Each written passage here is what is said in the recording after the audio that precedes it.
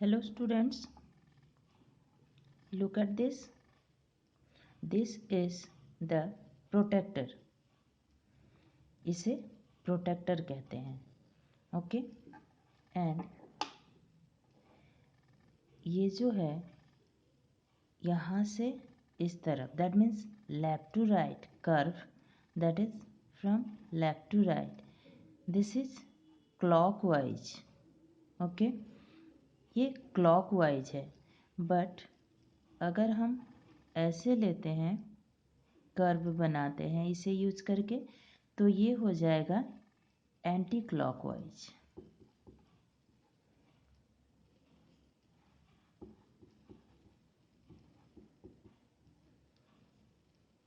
ये clockwise, that means the moment or the curve is clockwise and this one is anti-clockwise. Okay, now we will study and discuss that what is an angle. Okay, we studied that what is line segment. Line segment has two fixed point and there is unlimited point and one fixed point. That means हमने ऐसे draw कर लिया एक.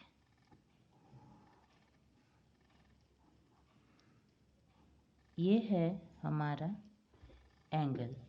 Okay, now this angle, two rays joining together in one point and it is called an angle. Then how do we measure this angle?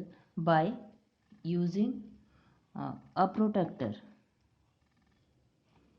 like this point. ये जो है इस point को हम यहाँ रखेंगे एंड यहाँ जीरो है. जीरो को हम बिल्कुल इसके साथ मैच करेंगे, हमारे लाइन के साथ मैच करेंगे और इसे मेजर करेंगे. अब जो इनर पार्ट है, अगर यहाँ से करते हैं तो इनर पार्ट से करेंगे. ये जो लाइन है ये है इनर पार्ट एंड ये है आउटर स्केल. इसमें दो तरह के स्केल हैं. देखिए 0, 10, 20 ऐसे है और यहाँ से भी ऊपर से 0, 10, 20 ये जो हाफ सर्कल है, दो हाफ सर्कल हैं. ये है अंदर का जो है इनर स्केल और बाहर का जो हाफ सर्कल है वो आउटर स्केल है. और ये मेजरिंग वाला जो लाइंस बने होते हैं स्केल में.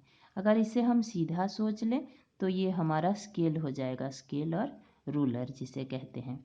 अब इसे मेजर कैसे करेंगे? जीरो में रख के इसे बिल्कुल इस तरीके से करेंगे. अब यहाँ हमारा 40 में आ रहा है. ओके, जब हम मेजर करते हैं इस साइड से करेंगे और इनर स्केल से करेंगे. ओके, तो ये हमारा हो जाएगा 40 डिग्री. देन अगर ये ना हो के ऐसा लाइन है हमारे पास,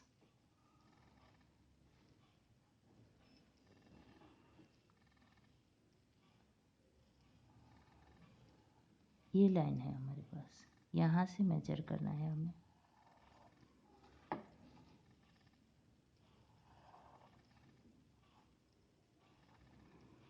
Now how do we measure this corner and this one?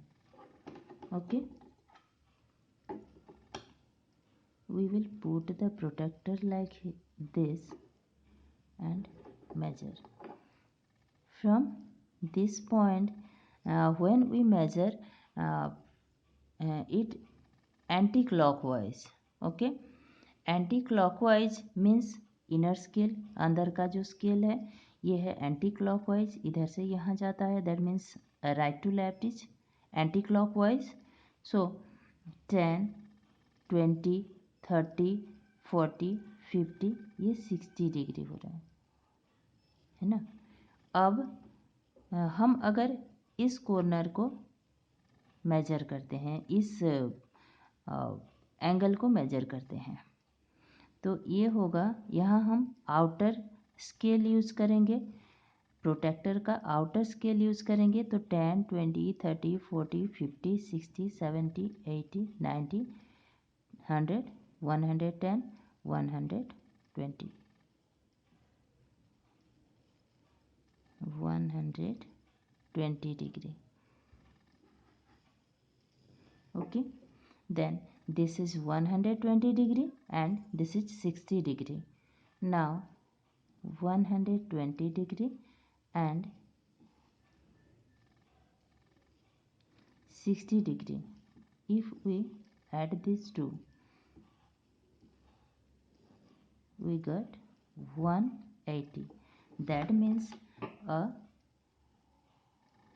here is a line and this part is 180 degree total. Okay, अगर हमारा जो एंगल होगा वो इस तरीके से प्रोटेक्टर है हमारा, और एंगल हमारा है कुछ इस तरीके से, इसे हम कैसे नापेंगे, कैसे मेजर करेंगे?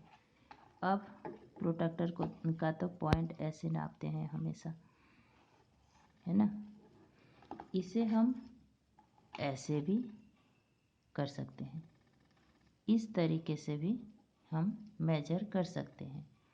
अब 10, 20, 30, 40, 50, ये हमारा 50 डिग्री हो जाएगा, है ना।